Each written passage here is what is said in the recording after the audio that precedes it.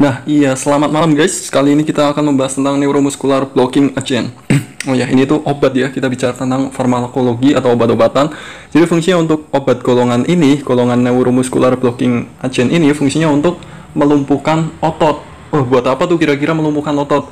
Fungsi obat ini itu bisa untuk prosedur sebelum operasi. Jadi sebelum operasi itu otot-otot kita itu bisa dilumpuhkan terlebih dahulu untuk memudahkan prosedur operasi, atau bisa untuk pemasangan intubasi dan lain-lain. Pokoknya intinya supaya otot kita itu lumpuh.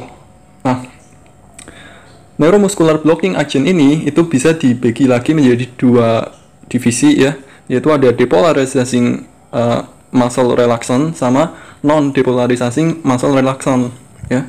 Ada dua, depolarizing sama non depolarizing. Nantinya yang non depolarizing ini disebut juga competitive agent. Nah, kenapa? Nanti kita lihat. Nah, untuk preparatnya ya, contoh preparatnya kalau yang depolarizing muscle relaxant itu ada dexamethasonium sama succinylcholine. Kalau yang non depolarizing itu ada pancuronium, D-tubocuralin, galamin dan lain-lain. Sekarang kita bahas dulu dari yang non depolarizing muscle relaxant.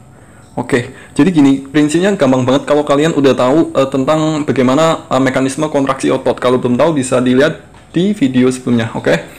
Nah, jadi intinya untuk agar otot kita itu bisa relaksi ya, anggaplah ini ujung dari akson neuron ya. Di sini kan akan pada ujung akson kan ada kantung-kantung neurotransmitter kan. Neurotransmitternya apa? Yaitu asetilkolin. Ya kan? Asetilkolin ini nantinya akan dilepaskan ya. Kemudian yang merah-merah nih, ini ada asetilkolin nih. Dia akan lepas karena adanya kalsium yang masuk ya.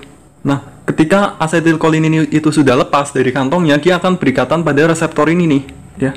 Reseptor ini itu namanya kanal reseptor berpintu asetilkolin. Nah, maksudnya gimana nih? Nah, kalau kita perbesar nih ya, kita gambar lagi lebih jelas, itu dia bentuknya kayak gini guys. Nah, jadi ini tuh tempat transportasinya ya, tempat perlewatan ion. Kemudian di sini nih nanti asetilkolin itu akan berikatan ya. Nah, untuk agar kanal ini itu bisa membuka ya, kanal ini itu agar bisa membuka itu harus ada asetilkolin di kedua sisinya sini nih. Nih, dilihat nih. Ya kan, ketika ada dua asetilkolin dia akan membuka, ketika nggak ada dia akan menutup. Nah, ketika kanal ini itu membuka karena adanya asetilkolin, akibatnya apa? Akibatnya natrium itu akan masuk, kalium akan keluar. Tapi karena gradien konsentrasi natrium itu lebih tinggi ya, makanya akan lebih banyak natrium yang masuk daripada kalium yang keluar. Akibatnya apa? Akibatnya pada daerah permukaan otot ini ya, dia muatannya itu akan menjadi lebih positif. Nah, ketika suatu membran muatannya lebih positif, maka dia disebut mengalami depolarisasi. Oke? Nah, setelah itu depolarisasi ini dia akan merambat ke permukaan otot yang lainnya. Nah, ketika dia merambat ke permukaan otot lainnya, di sini ada lagi reseptor nih, namanya reseptor natrium ya. Nah, reseptor natrium ini ketika ada depolarisasi yang merambat, reseptor natrium ini dia akan membuka, guys. Ya, makanya reseptor ini itu disebut ini kanal natrium berpintu listrik, karena dia akan membuka ketika ada listrik, atau listrik itu bisa dibilang ada depolarisasi. Oke. Nah, sekarang gimana cara kerja obat yang non depolarisasi ini? Nah, cara kerjanya dia itu menipu pada bagian reseptor kanal berpintu asetilkolin ini. Jadi yang harusnya bagian sini itu diisi oleh asetilkolin, obat-obatan ini dia meniru bentuk asetilkolin. Jadi misalnya bentuk yang menempel pada sisi aktifnya itu sama persis, tapi badannya itu beda, guys. Ya, jadi dia kayak ditipu gitu. Yang melekat sih iya rasanya sama, tapi wujudnya itu beda. Oke. Nah, ketika yang nempel itu obat ini yang non depolarizing, sebutlah yang non depolarizing pancuronium ya. Ketika yang menempel itu ternyata pancuronium bukan asetilkolin, ya nempel, beneran nempel, tapi dia membuka kanal ini enggak? Ternyata enggak, guys. Dia nggak akan membuka karena dia cuma nempel, tapi tetap aja dong dia susunan molekulnya, susunan proteinnya dia berbeda ya, sehingga nggak bisa untuk membuka kanal ini. Nah, karena kanal ini tuh nggak membuka, akhirnya apa? Akhirnya yang terjadi nggak ada perpindahan ion ya, nggak ada perpindahan ion natrium dan kalium. akibatnya lagi apa? Akibatnya nggak ada yang namanya depolarisasi, sehingga otot kita itu nggak bisa kontraksi guys, gitu. Sehingga udah deh lumpuh otot kita, sehingga siap dilaksanakan operasi. Oke, itu cara kerja yang non depolarizing. Oh ya, tadi yang non depolarizing ini disebut competitive agent. Kenapa? Karena dia itu berkompetisi guys, dia rebutan reseptor, asetilkolin ini, ya. Sama siapa dia rebutannya? Ya sama asetilkolin. Ya, jadi di sini ya masih ada asetilkolinnya, cuma rebutan gitu. Nah, akhirnya yang lebih banyak dapat itu justru yang modifikasi ini, yang tipuan ini, ya, yang pankuronium ini, oke? Nah, sekarang kita masuk ke depolarisasi muscle relaxant. Ya, ini preparatnya ada dekametonium sama succinylcholine. Nah, untuk yang depolarisasi ini itu cara kerjanya ada 2 fase nih, ya, ada fase 1 sama fase 2. Nah, kita lihat lagi.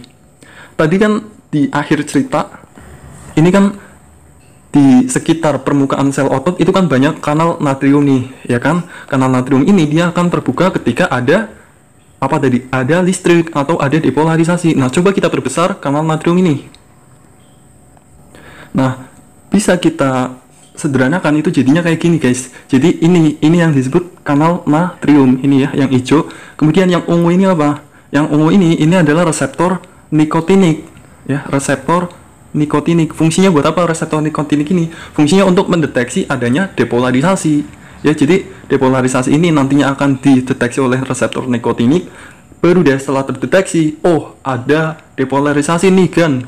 Nah, dia akan menyuruh kanal natrium ini itu untuk membuka, sehingga udah deh natrium bisa masuk. Sehingga di sini terjadi depolarisasi itu. Ya, depolarisasi akhirnya apa? Otot kita kontraksi.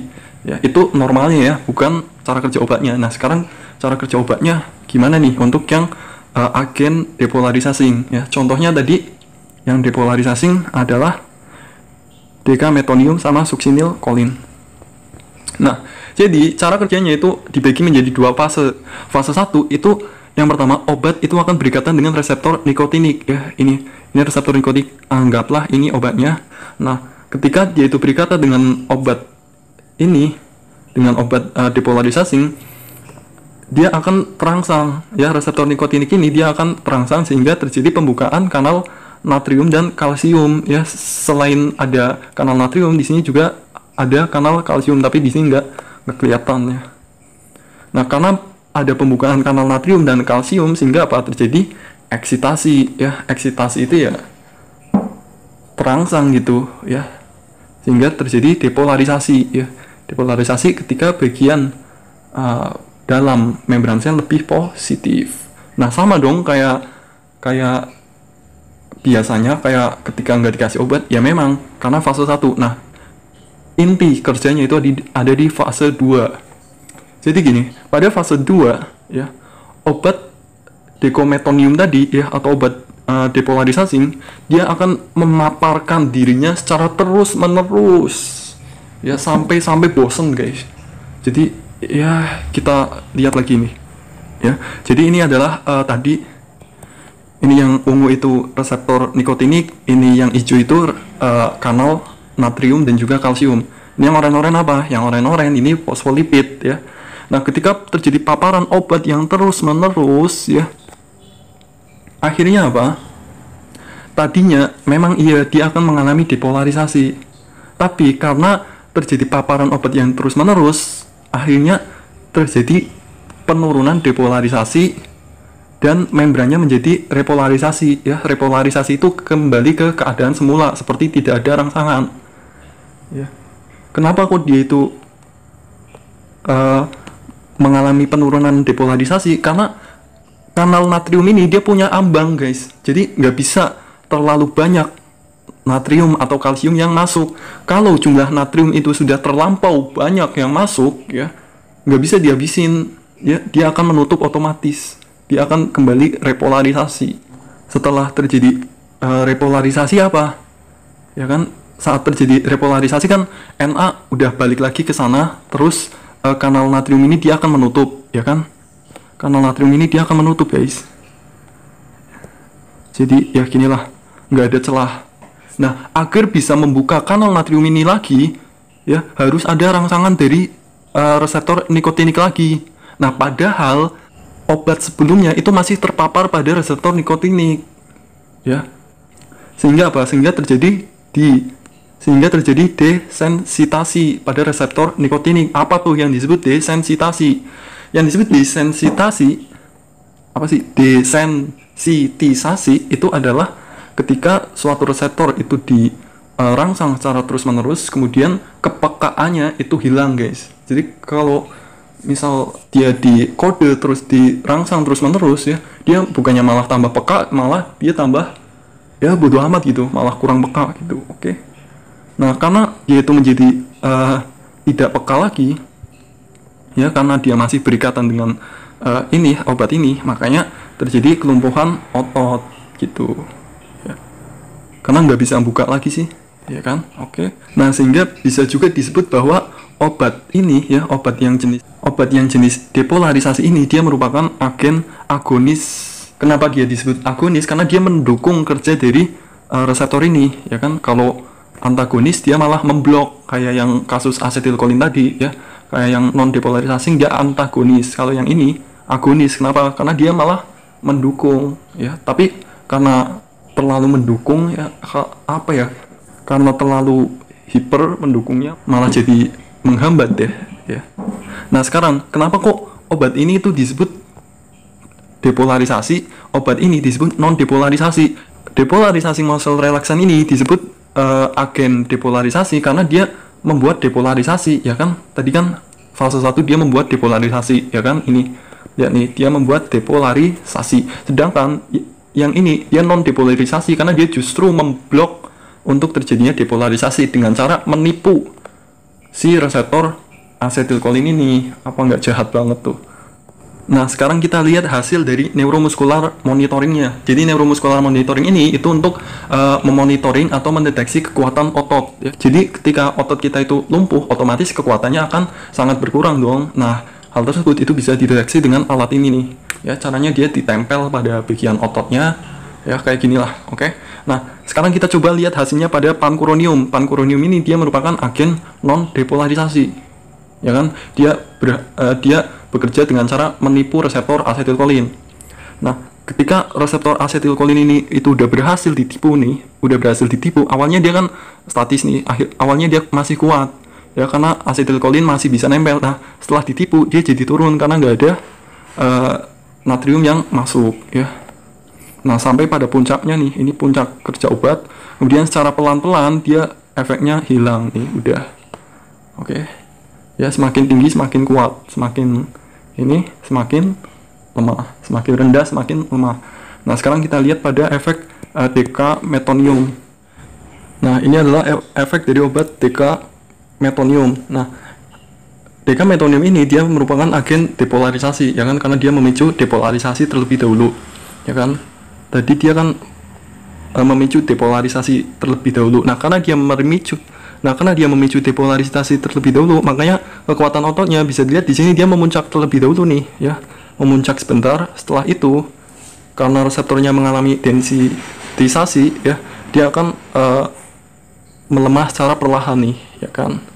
Nah, setelah sampai puncak kerja obat, dia akan kembali naik lagi, ya, secara lebih signifikan gitu.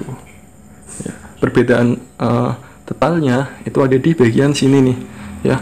Kalau yang depolarisasi, ya, agen yang depolarisasi, dia ada peningkatan kekuatan otot terlebih dahulu, setelah itu melemas. Kalau yang non depolarisasi, dia akan langsung melemas tanpa ada peningkatan kekuatan otot terlebih dahulu.